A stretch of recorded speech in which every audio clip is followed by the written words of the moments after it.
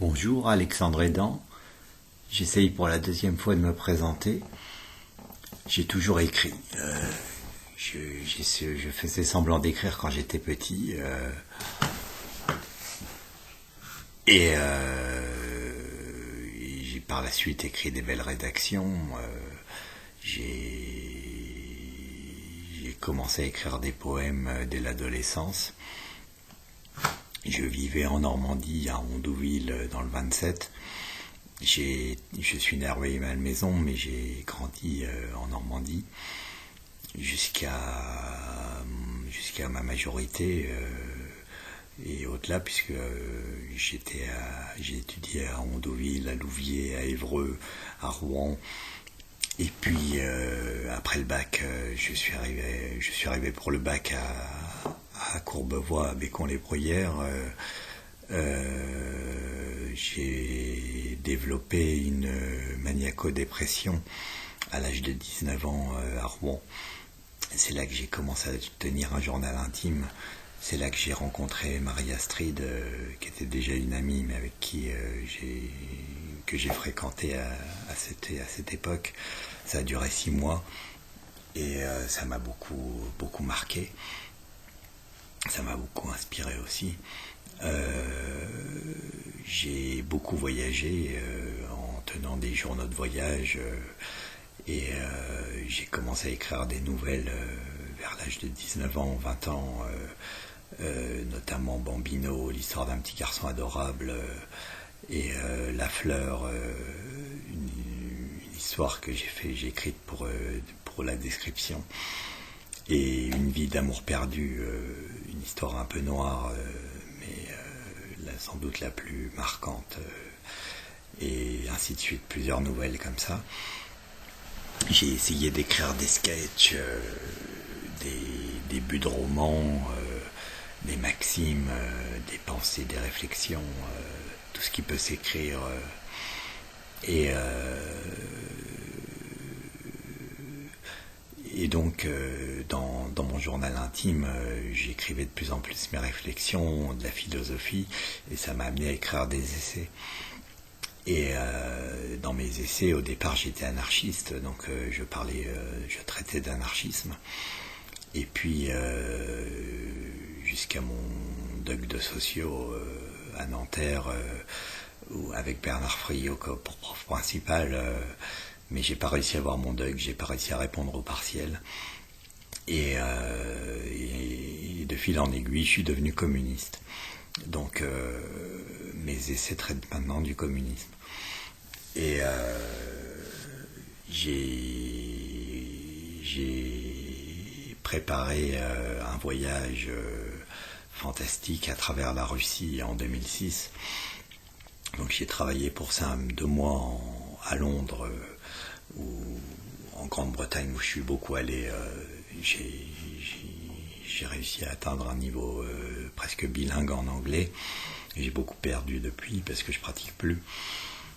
Et en 2006, j'ai traversé la Russie, j'ai rencontré Genia, Igor, un informaticien formidable à Kazan. Je ne suis pas arrivé à Vladivostok, j'ai échoué quelques centaines de kilomètres avant, j'ai fini en train. Et l'année suivante, en 2007, je suis allé rouler ma bosse 6 mois en Nouvelle-Calédonie, où j'ai réussi à être pointeur de conteneurs quelque temps. Puis j'ai passé 3 semaines en Nouvelle-Zélande. J'ai rencontré Alice Poupette, avec qui ça a duré 6 mois. Elle est décédée depuis. C'était une aventure fantastique. Elle avait 30 ans de plus que moi. Et en 2008, en 2007, en 2008 plutôt, j'ai fait un master d'acheteur international qui m'a mené nulle part. J'ai réussi mon master, mais j'ai pas réussi à travailler là-dedans. Et j'ai rencontré en 2010 Pouperaine en vivant à Courbevoie. Elle était Elle était en Haute-Marne. On s'est rencontrés sur Facebook. Et on a vécu 8-10 mois à Courbevoie dans mon petit F1 à Bécon-les-Bruyères. Et on a décidé de partir vivre en Dordogne, à Montignac, près des grottes de Lascaux, pendant 3 ans, en location. On a été très très bien. J'ai continué à écrire, j'ai continué à essayer de me faire publier. Et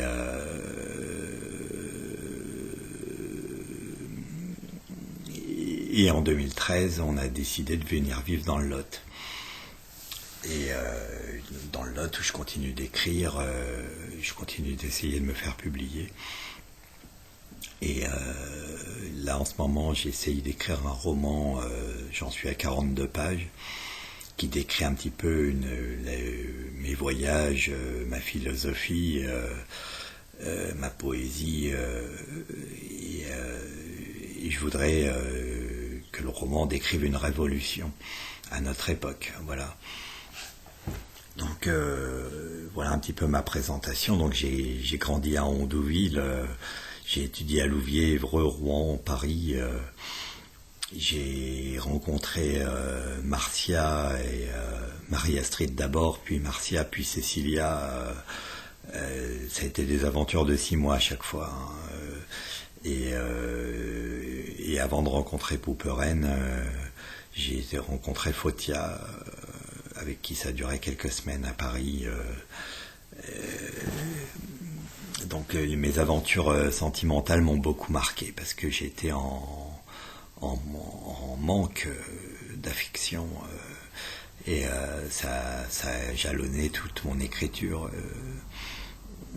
Donc quand on me lit, on suit tout mon parcours sentimental et politique et médical, psychologique, puisque j'ai fait une maniaco-dépression, une psychose et une schizophrénie. Donc maintenant je suis stabilisé, mais dans mes journaux intimes et peut-être dans mes essais, on dénote cette maladie qui me poursuit et qui m'aide en même temps, qui me construit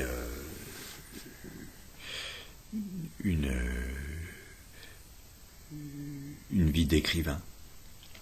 Voilà, merci.